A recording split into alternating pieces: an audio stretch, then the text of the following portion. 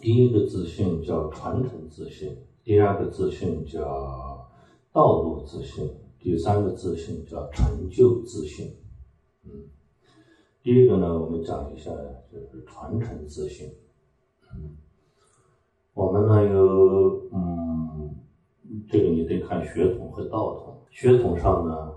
可以说是集中国文化和印度文化两大文化，包括西方部分，主要是中国和印度这两大文化，我们都有非常好的继承。因此，我们一点不夸张地说，我们集百家圣学传统于一身，集百家学问于一身，集百家经典于一身，这个是从血统上讲。而且呢，我们这种传承是真正的传承，经过这十几年，用事实一再一再的雄辩的证明，我们是真通儒、真懂道、真通佛的人。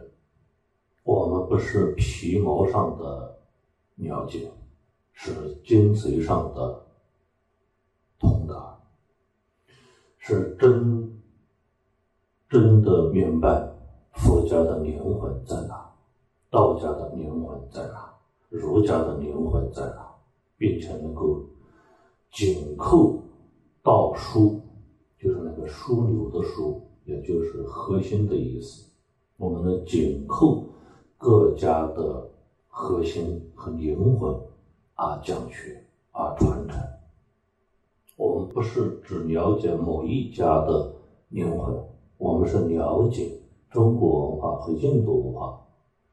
各家智慧体系之灵魂。这一点大家要切切实实的升起自信。我们没有必要在这个方面过于谦虚，过于谦虚也是不好的。人当然不能骄傲，但是没来由的、没理由的过于自谦也是不需要的。该有自信的时候就得有自信。我们这个建立在事实上的叫自信，没有事实的叫自大。我们是真正的自信，我们不是自大，因为我们是建立在大量的事实基础上，所以建立在事实基础上的信心叫自信。只有那些什么都不是但有莫名其妙的傲慢的人，那种人才叫自大。我们不是自大我们是真真实实的自信。这个自信就叫传承自信，具体说是传承自信中的血统传承的自信。道统传承就更不用说了。从我们去西藏之前就拜了很多师傅，很多老师，还有的是超出不好归纳哪一家，比如说搞周易的、搞风水的算命的、八卦的。正统的呢是儒佛道，这不用说了。不正统的呢就是散落在各个地方民间山区里面的一些所谓的民间高手、世外高人，我也拜访了很多很多。能回忆得起来的都不亚于几十个吧，大几十个都有。我那几年很勤奋，只要一听说谁有点本事，我就千里迢迢就去了。也有一些骗子还不少，什么都不是，就是一个骗子。但有一些呢也确实有点真才实学。从印度也是，我借助印度留学之机，在印度也是广拜名师，瑜伽大师、民间高人、苦行僧，也有机会就去走访。我走了大半个印度，恒河上游，喜马拉雅就是印度的喜马拉雅山区，好多成群结队的苦行僧，他们是真正意义上的苦行僧，各有专长，各有造诣，我都很虔诚的向他们求教，也就是这么几十年下来，可以说集整个亚洲各流派之精华于一身。等我出来讲学以后，又把我所传承的学习的这些道统的东西毫无保留的传给了你们。这是我们从道统上，我们道统上的传承又分为3个级别，在皇冠瑜伽里面被称为行传、心传和神传。那这是一个方便说法，它真正的术语叫布特伽罗传和持明传和如来心印传，这是它更正规的学术用语。在皇冠瑜伽里面呢，避免了这个正规的学术用语，用一个大家都更好理解的这个名词，叫行传、心传和神传。其实行传就是布特伽罗传，那么心传就是持明传，如来密意传就是神传，还是对应这3个。无论叫它行传、心传、神传也好，还是叫它布特伽罗传心传就是持明传，还是如来密意传总之那些都是称呼。事实上总共人类传授学问、传授思想、传授智慧有3个级别、3个阶段。刚才说的呢，只是最低阶段，就是布特伽罗传，有个人世间现实中的上师给你通过口向你讲解一些很重要的窍诀和要点，这些呢就叫行传。我们除了行传，也就是布特伽罗传之外，还有大量的心传，而且最近几年给了你们越来越多的是心传，也就是持明传。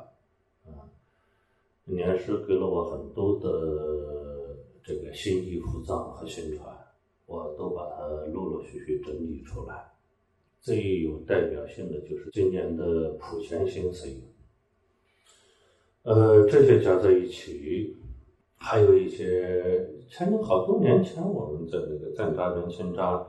我一去的时候，我和那个地方挺有缘的。我一去那里，当天就有脑子里面、心里面就浮现出好多符藏，但大部分的符藏，之前的符藏师都取过，都有过，有的是完全雷同，有的是高度类似，因此呢，我就没有再把它誊写出来的必要，因为誊写出来也是一种雷同，雷同就没有意义了。还有一些呢是无关紧要的一些法，这些法说实在的没有必要取出来，取出来只是增加大家学习的难度，浪费世人的宝贵时间和精力。在人世间流传的法已经很多了，很好了。这个除非你的这个法超过他们才有取出来的必要，不超过他们就没有必要取出来。所以很多法是没有必要取出来是浪费大家的时间。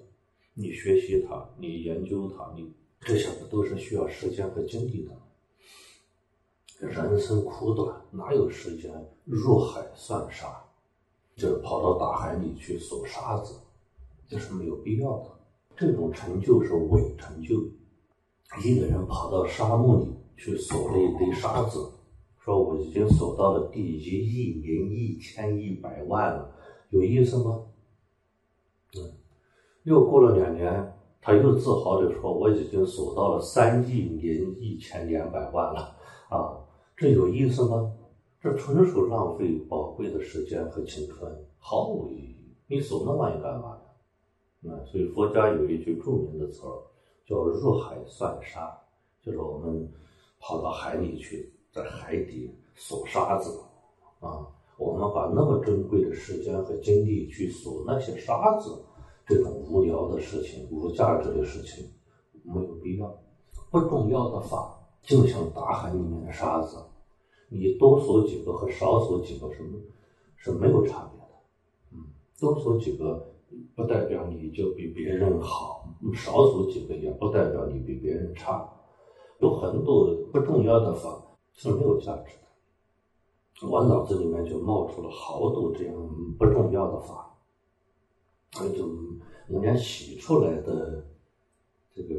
兴趣都没有，不想写。但有一些呢是重要的，你像那个临终解脱，那个是过去没有呢，我认为就是有取出来的必要。尤其是今年的这个普贤心髓，这个重要，这个是必须取出来。它的诞生不是可有可无，而是十分重要，是一种划时代的里程碑的重要，所以呢就取了出来。这是关于赤明心传的。再往上呢是如来密意传。如来密意传我们也有一些给你们指示心性，那个就属于如来密意传。如来指的就是心性，就是那个明体，明体呈现就是如来呈现。它的反面表达就是《金刚经》，若以色见我，以音声求我，是人行邪道，不能见如来。那反过来，不以声音求我，不以形色见我，则见如来。因为那个明体既不是声音，也不是形色，它是超越声音、超越形色的本体，就是生命只在其自己。那么给大家指示出来以后呈现出来，那里面什么都有。这就是六祖慧能说的那个五个合其自性，那个合其自性指的就是明体，完全可以把自性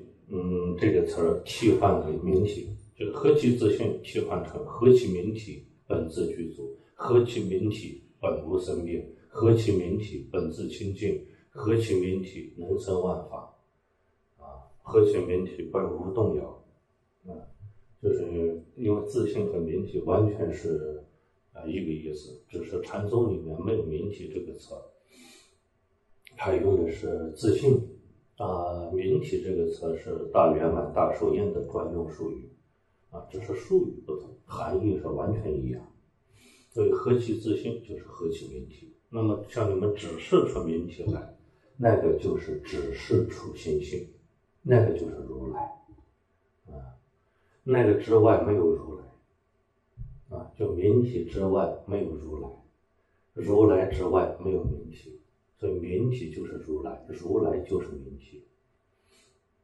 它非身非色非形非相，指的就是明体。那么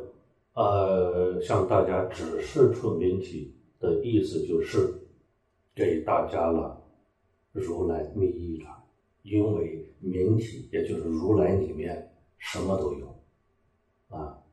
那个什么都有就是合其自性本自具足，那个具足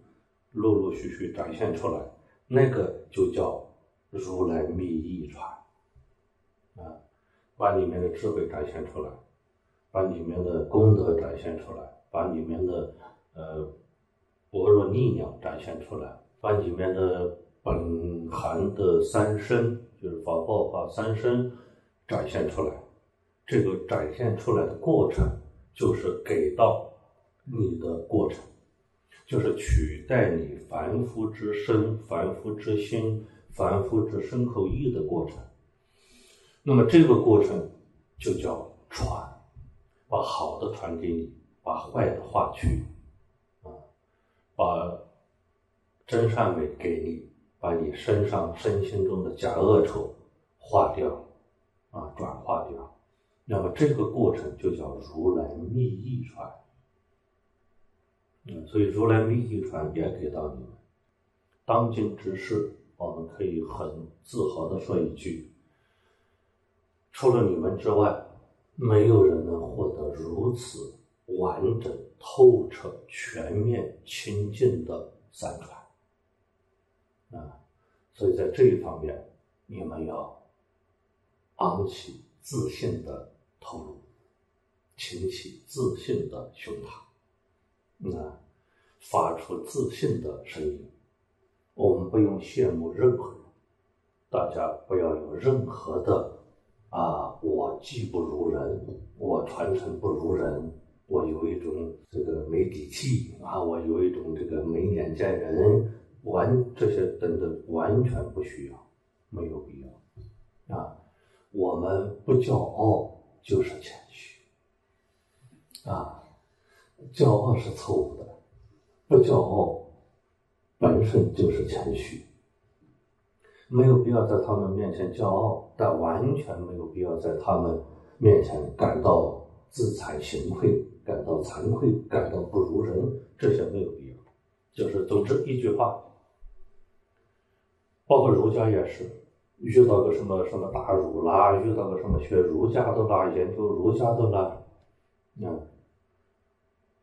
在跟他们聊天对话交流的时候，完全没有必要觉得我低人一等，我技不如人，我学不如人，完全没有必要。当今之世，我们是精通阳明学的当今代表人物，在这一点上，大家要有绝对的信心。我们有著作为证，我们不是凭空自信的我们的自信是来自于一系列一堆的实事求是之上的所以我们是自信，不是自大刚才已经告诉大家，自信和自大的差别，一个是建立在实事求是之上的叫自信，没有事实凭空傲慢那叫自大。我们不是凭空傲慢，我们一系列的著作，一系列的学问，雄辩的证明当今之世，阳明之后，唯有我们是正统阳明者，正统阳明者，我们是阳明在世，阳明在来生我们跟阳明是真正做到了心灵相通，生命相通，是真正进到阳明灵魂里去转了一圈出来的人真正知道阳明说的每一句话的完整的真相含义。就是不管是佛家还是儒家，就是总之在传承上我们是当今最好的它有几个最，第一个是最透彻、最全面、最完整、最清净我们有这么几个最，足以让我们很自豪的立于世间。我们无论遇到学儒的、学道的、学佛的那么学佛里面又细分为学小乘佛的、学大乘佛的、学这个金刚乘佛的，把我们和他们放在平等上，本身就是谦虚这是我们表达谦虚的独有方式就是跟他们平起平坐。这个就总结为一句话，叫做传承自信没有必要羡慕任何谁家的师傅、谁家的弟子，没有必要我们就有这么几个罪足以让我们无需东一下西一下，修好就行了。师傅已经替你们归纳好、整理好完整的给到你们，不需要你们在头上安头，再去东找一下西找一下，人生苦短，没时间浪费就把师父传给你的这几个罪的道统学好就已经足够了何其自信，潘家自足。我们潘家就已经比谁家都足这个现在商业上叫一站式服务，是吧？就是你来到我家的这个超市里，就不用去别家了，因为我们家超市里面全有，叫一站式服务。我们已经做到了这种一站式服务，已经把100家浓缩在一起给到你们，把最好的东西给到你们。这个叫总体来说，这个叫传承自信。传承自信又分为年内，一内是血统，一内是道统。无论就血统而言，还是就道统而言，我们都可以很自豪地说，当今无二，本家独一。所以呢，大家就安下心来，无论是走血统，还是走道统，还是血统道统并肩。总之身为我的弟子，就把心安下来，好好的消化吃透，我们用下半辈子下半生的时间消化吃透就行了。再也没有必要就是这些前期性的工作我都已经替你们做了，检验出了百家真假，把真的又罗列在一起，又把它整理出来，完整的给到你们。这一些工作我用了几十年时间都已经替你们做了，你们没有必要再做重复性工作，你们就是开放虔诚接受就行了，接受完了就是消化实现，消化实现成长，消化实现成长，你们就做这个事情就够了。好，这个叫做传承自信。第二个呢叫道路自信。道路就是我们这10几年来已经走过的这个道路，独有的道路，和现在以及未来即将要走的道路。也就是道路分成过去路、现在路和未来路这么3个时段。无论过去路、现在路还是未来路，我们都有自己的所选择的这一条独有的传承文明、弘扬国学继承圣学的道路，要充满自信。那我们自信是从哪里来？刚才我们就说得很清楚，一定要建立在实事求是之上才叫自信，不能凭空的叫自大，叫自傲，不叫自信。那么过去的10年，毫无疑问是一个胜利通向另外一个胜利的10年，这已经被时间、被历史证实了。我们现在回头来看过去的10来年，每一次大的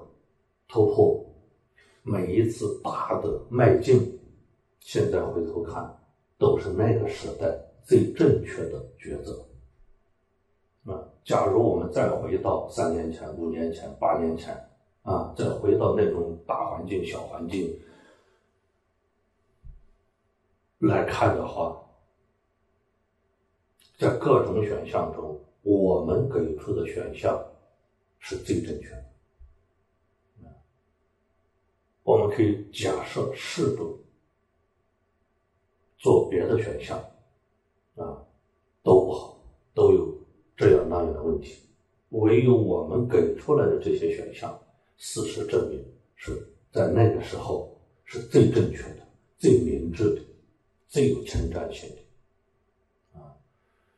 那么不敢说我们做的每一件事都是绝对完美无缺，那这个娑婆世界嘛，做不到。但是我们在大的环节上、大的事物上从未失误过，都是极为正确的决定。我们用了12年用12年回来，现在是24年，我们12年的时间雄辩的证明，唯有我们有能力、有资格、有智慧、有宏大的愿力和志向来引领中国文化复兴这一伟业。这是历史证明的。那么多搞国学的都是一方唱罢我登场，没有人超过3年。就销声匿迹了。我们不仅没有销声匿迹，我们是一年比一年兴旺，一年比一年壮大。在3年之后，就差不多，你看我们12年回国嘛，差不多到15年以后，成了中华民族在思想文化复兴上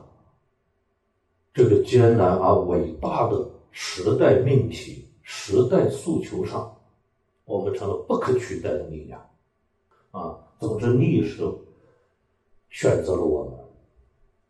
我们是历史选择的结果，是时代经过大浪淘沙最后对我们的肯定，是时代万民整个民族对我们的肯定。但这个肯定是我们用实力换来的，不是骗取来的，不是巧取豪夺来的，是用我们一系列的奉献、汗水和实力换取来的。这个身份越来越牢固，越来越扎根，越来越名副其实。这是过去。总之这叫道路自信。当年我刚回国的时候，刚创业的时候，那些出于各种动机和目的的人来到我面前，纷纷向我献计献策。我相信绝大多数人动机是良善的，是希望我们变好的但除了个别人之外，绝大多数人都是很良善的，希望我们走好，做好事。但是他们的建议不足采纳，动机十分良善。有人建议我学习一些宗教家的做法让我学习他们，你看人家那才叫人不切咱要人不切，咱也要人不切化像他们那样戴上法冠，穿上法衣，摇起法铃，打起法鼓这个要搞那一套我说那一套我懂，但不能搞这个我经过慎重思考，我不是一时兴起，我是很严肃长期的思考得出的结论：去三化。去三化的第一化就是去宗教化。我不能自己打自己脸呢，我自己一边高喊我要去三化、去宗教化，我一方面我要摇起铃、打起鼓，那不是自己打了自己脸吗？自己的毛戳了自己的凳吗？我说这就是我喷某人的风格，搞不了。我懂，但我不搞。这些我都会，会不代表我一定要这么做别以为我不会，其实我很精通那一套好像据别人说我长得不难看，所以我戴上法帽，穿上法衣，我比他们还像他们。所以这些东西我都会搞，会搞不代表我们一定要搞，这是两个概念。不仅不能搞，而且还要旗帜鲜明的反宗教，去宗教化。要把宗教的东西从我们这里一点一点剔除出去。坚决，我们去宗教化绝不是一时兴起、偶然之论，不是，是经过我们深思熟虑。我从10几岁就开始思考宗教的本质，不仅思考，还观察。我还现实到寺庙、到道观，我还在教堂里都生活过。就是基督教的教堂里都生活过。他们讲圣经的时候，我滥竽充数冲在里面听他们讲圣经讲的我可能上帝降临了吧，还是怎么回事？我有一段时间讲的我泪流满面，很感动。我是真哭了，不是假哭。看到那个耶稣那么慈悲，那么大爱，真的把我感动了。我觉得，哎呀，这才是圣人，这个圣人就应该是这个样子啊！尤其是每一次读到他上十字架啊，说出那句著名的名言：“我原谅你们，因为你们不知道你们在做什么。”哇，简直就，我觉得大菩萨也不过如此吧。后来反过来说，这就是大菩萨精神啊！他尽管没有自称是菩萨，但是他有菩萨之实，没菩萨之名。他没有菩萨这个名儿，但是他做了比菩萨还像菩萨，真让人感动。就是这个世界上有这么优美的人，这么伟岸的人，这么慈悲的人，在地球上曾经生活过，曾经在地球上走过，巧得很，我也在地球上走过。就感觉到，就是我和他同时踩在地球上，同时呼吸着地球上的空气，我都有一种荣耀感。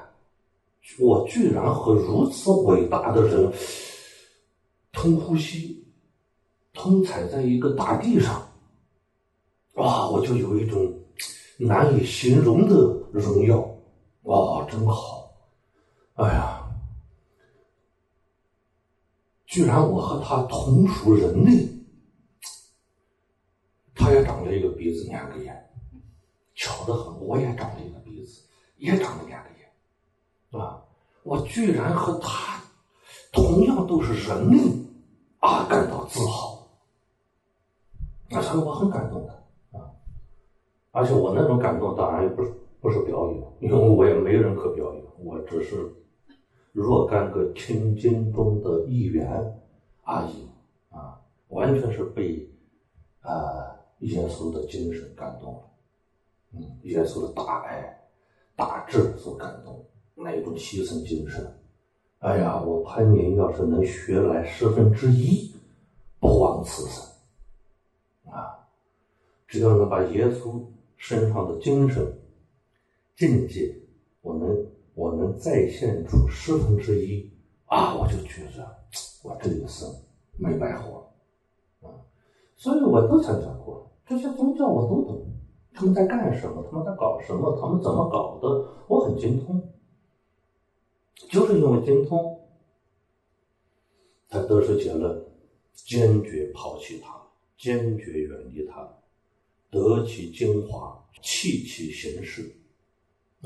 它里面的精华都是好的，都是智慧，但是其形式太过落后，封闭保守而又教条，处处充满着臣服之气，暮气重重不管是佛教、道教、基督教、圣教，经过几千年的发展到现在，全部处处充满了难以言喻的浓浓的无处不在的暮气、死气、教条之气，那种处处散发着一种尸体般的气息。人类的文明要想重生，必须在枯树上开新枝，不开新枝，此树老矣，不足以撑起人类面向未来的精神，不足以给人类的未来指示方向，打开通向解脱之门所以我们在做着人类文明脱胎换骨的事，人类文明返老开新的事这个事就是我们现在所说的新国学。为什么要带一个新字？就是相比较于那些老国学、老传统要跟它拉开距离因此我们就提出了去三化第一个就是要去宗教化这个东西不能再有了过去的宗教是推动人类文明发展的第一推动力，或者叫核心推动力此绝非过誉，乃是实求是之人。在整个人类过去的5000年历史长河中，宗教的作用都是第一推动力，推动历史，推动72行的发展，政治、经济、军事、艺术、文化、教育等等，它们全部是第一推动力，或者叫核心推动力。那么任何东西按照佛家的说法都有成住坏空4大阶段，现在人类的宗教或者叫第一轴心时代所产生的文明，都进入到了老年期，或者说比老年期还往前走一步，就是已经死亡，不是老的问题了，压根就死了，有的就死了很多年了，现在只是躯体在那里，只是就是木乃伊式的尸体在那里摆放的，其实生命丧失了生命力，没有了生命，只是一个僵尸，一个躯体在那里摆着，已经摆了几百年了，就几百年前就死了。那么在这么一个木乃伊身上，这么一个死尸身上，你指望他能做出什么呢？他不再是他之前那样成为人类文明的推动力了，成为人类的文明的照亮者和引领者，他已经丧失了此功能。因此我们要寻找新的灯塔，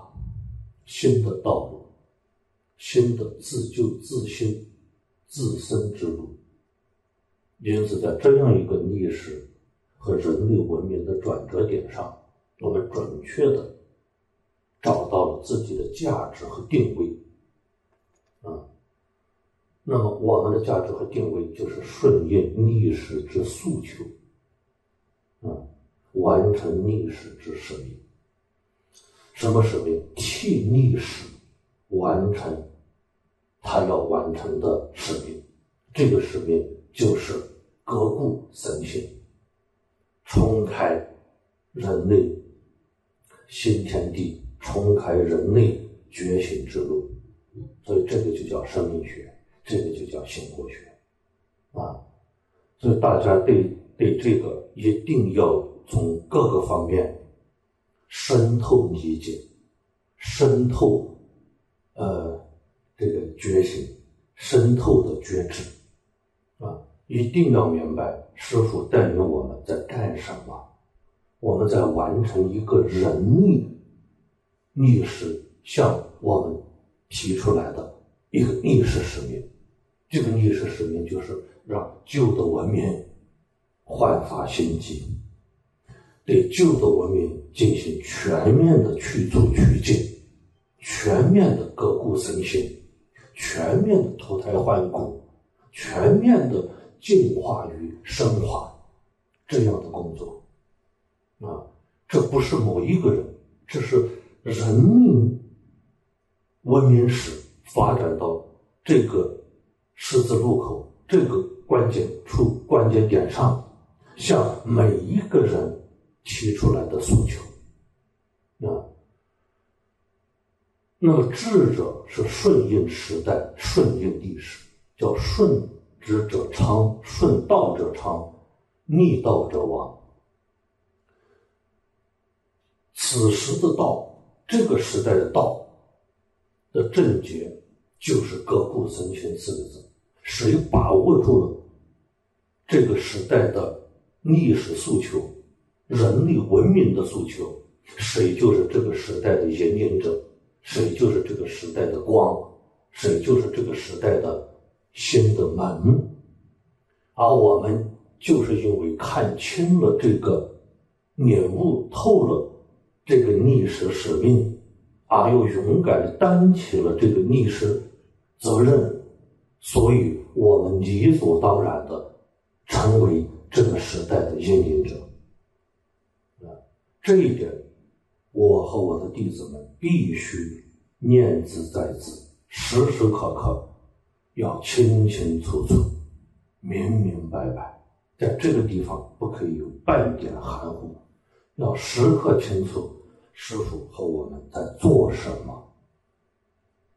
这个搞不清，别的都搞不清，这个搞清了，其他的都清楚了。所以这是我们的道书啊，这是我们的灵魂。紧扣此灵魂，这个事业就不会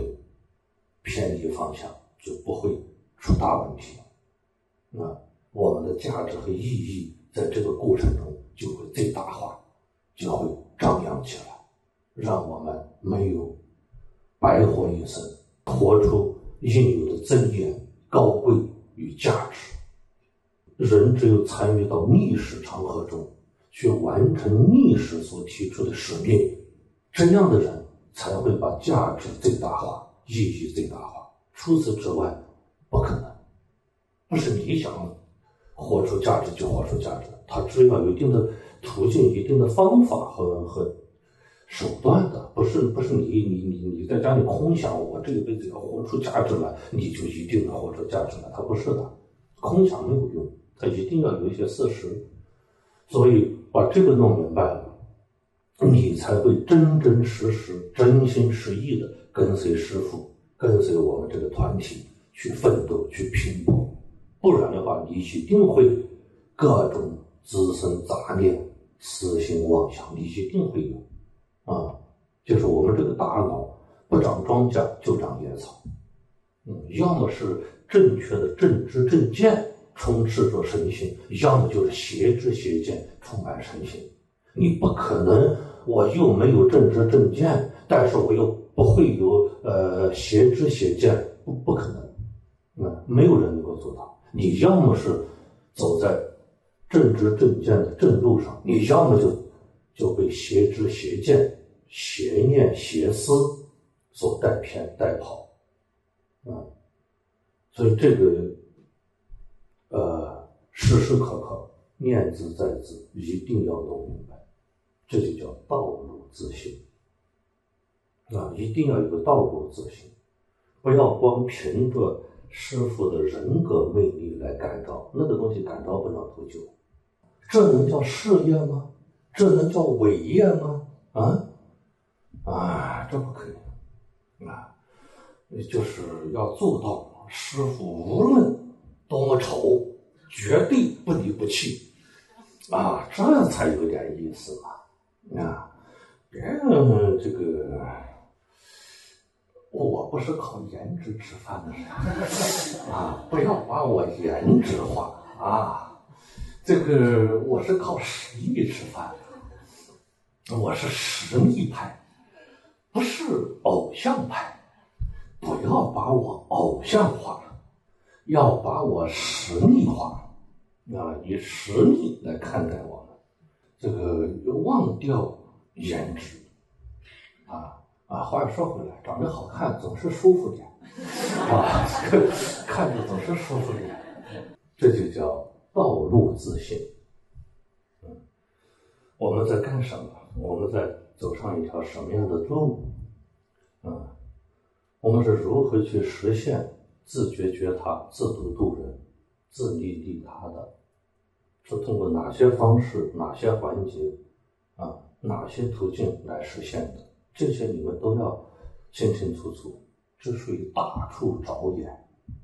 一个大处不能着眼的人，小处是没办法着手的。小处细节上的事做不好，一定是大处着眼出了问题。就是大处没看明白，没整清楚。具体到衣食住行、言谈举止上，哪都不对了。反过来说呢，大处着眼看明白了，一到具体的衣食住行、待人接物，自然一顺百顺，一通百通，一明百明哪都通，哪都明，哪都好。我们再说回来，师父这10几年来带领大家做事用刚才的话说，就是不敢说每一件事情都那么完美，但至少在大事要事上，我们现在回头来看都是非常完美，非常圆满。为什么？非常顺师父一来带着大家，没有我们解决不了的事，没有我们办不成的事，没有我们过不了的火焰山。为什么这样？就是大处着眼解决了所以到具体小事情上开肯定有困难，有人的地方就有困难，这是一定的。但是我们在克服困难、解决问题、冲突、阻碍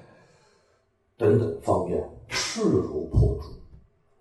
处处顺畅，行云流水。这些行云流水来自于我们在大处清清楚楚，大处着眼着得清楚这样落实到具体细节上举手投足皆在道上，举手投足皆合于礼法，因此应合于礼法，应在道上，所以我们得道多助，处处顺畅，我们的事业一年一个台阶，一年一个台阶蓬勃发展。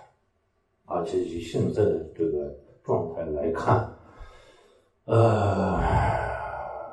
跟大家交个底吧。尽管10几年我们取得了十分辉煌的成就，但是跟大家交个底，这只是开胃小菜只是一个序曲，我们证据正在拉开证据还没上映我们用了10年时间拉开了一个序幕下一个10年才是证据，才开始上场也就是说我们下一个10年一定比这已经走过的这个10年还要重要，还要辉煌，还要做出惊天伟业所以大家拭目以待我们一定能够做出把我们那些说过的所有豪言壮语全部实现我要用下一个10年乃至于下一个20年或更久，向世人也向我们自己证明，潘林绝非说大话者，潘林说出去的所有的话一律超额实现这是我们潘氏家分，我们不妄语，不撒谎，不说过头话。既然我们敢说，我们就敢干；既然说到了，我们就要实现到。实现不到，我们不会说。反过来说，说了就一定要实现。即使此时此刻没有完全实现，我们彼时彼刻下一步我们也会实现。就总之你只要给够我一定的时间，我一定会把我们这10年来许的愿全数实现，而且还要超额实现。这是我们潘氏家分我们家分就是这个样子的，师门门分就是这种样子我们敢于许愿，敢于发愿，但我们更敢于实现，更有能力实现。已经这10几年我们实现了很多当年发的宏伟大愿，还有一部分愿尚待实现，但不久的将来我们剩下的那些心愿还要全部实现这就是我们对未来的期许总之道路分为3个时段，过去之路就是已有走过之路，现在正在走的路和未来将要走的路，要充满自信每个人都要我们没有理由对我们的道路有任何的就是动摇也好，或者是轻视也好，没有必要这是第2个，叫道路自信要有一种呢，师父带着我们就不会差师父就是灯塔，师父就是光明就是耶稣说的，我即是道路，我即是生命，我即是光明。那么后来我们又补了一句，耶稣说的这个我即是我即是我即是，不是只限于耶稣，是所有圣贤和追随圣贤的我们的共同特征。所有的觉悟者、开悟者，所有的智者，所有的圣贤，他们都是我们的灯塔、光明、生命和道路尤其是这个道路智者他的那种前瞻性，他的那种高度，他的那种对人对三性，就是生物性、人性、佛性，尤其是人性，对人世间的人性的了解与洞察远超过我们普通人，因为他们业障清净，智慧打开，因此他们对人性的洞察，对世事的洞察，就是人世间的洞察，对时代的洞察，历史取向的洞察等等，远超过我们。所以要对这些智者们充满依赖与信心，要相信他们的智慧才是我们的道路，绝对不会错。在这一点上，大家一定要升起信心这个第二个呢叫道路自信，第三个叫成就自信。我们这十几年来，无论在血统上还是在道统上的成就举世瞩目其实已经讲了举世瞩目举世瞩目瞩目了讲完了无论是我们的血统上这10来年讲了好几百小时的干货的视频达数百小时，毛算都有上千小时压缩点的精华一点算都是数百个小时。这样的讲学是亘古未有，我们用了10年实现，这是从视频讲学上讲。那么第二个从出书上讲，我们马上第3集书就出来了。那么这3个集字合在一起的话10几本书，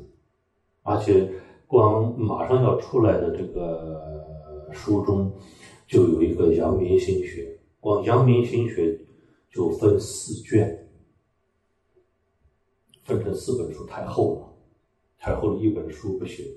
要分开，分成这个1、2、3、4，分成4本书，就是光阳明心学这一个实际上是4本，但是它名字是一个，那么就是4卷。我们光阳明心学这一本就点了别人4本书，就这样合在一起，我们总共有10几本书，用了10几年，出了10几本书，平均每1年1本到2本，而且我们这书都是高质量的，都是原创性的。这是我们对人类的贡献，对整个时代的贡献。现在的书院遍布全国这是我们另外一项成就。各个地方大一点的城市都有我们书院的身影，用了几年时间把书院遍地开花，都推到了就是蒙古草原上大漠戈壁上湘江之畔东海之滨长城内外全部遍布我们的书院，而且下一步书院还会如雨后春笋的翻着倍的在发展就已有的和未来的，就不要说未来，就光说已有的，我们这几年来在书院上的突破都是前无古人也无今人的一项伟业把我们的教育以书院为依托普及开来。也就是说这几年这10来年我们所取得的成就细数有几十项，每一项都是原创，每一项都是石破天惊，都是前无古人也无今人的伟业也就是说，我们在自利利他、自度度他，在复兴民族文明文化之路上，我们是真正意义上的实干家。不空喊口号，不贴标语，默默耕耘。师父带领大家，一点一点的默默的耕耘，用我们的血汗，用我们的劳动，换来了一个又一个原创性成果，开创了很多很多历史之先河，自有人类以来都没有的先河。对我们来讲，创造是我们的标配，我们每一个举动都是充满了原创，充满了创造性。我不重复古人，不重复他人，走出了自己的一条独有的复兴文明伟业之路，而且这条路非常成功，成果丰硕。而且这个还只是开始，我们下一个10年成果要比第一个10年，我敢断言要多若干倍。第一个10年，这些成果都已经够别人好几辈子的事了。这对我们来讲还只是一个开胃小菜，还只是个序幕。那下一个10年，我们敢断言，不是假设，是断言，比这个10年要辉煌的多，成果还要丰硕的多。真不敢想象，这已经这么多丰硕成果了这还只是个开胃菜，下一个10年还要比这多若干倍。我的天哪，那个时候的天地不敢想象是我们现在所保守想象，所不可想象出来的。那个时候的我们一定会缔造一个文明盛世，一个解脱盛世，一个生命觉醒之盛世，一个大地上四处流传着真善美的世界假恶丑淫邓真善美到处流行的世界。我们一定要缔造出，一定有能力缔造出这样的世界出来因为缔造了这样的世界，所以我们被人类永远记住，永远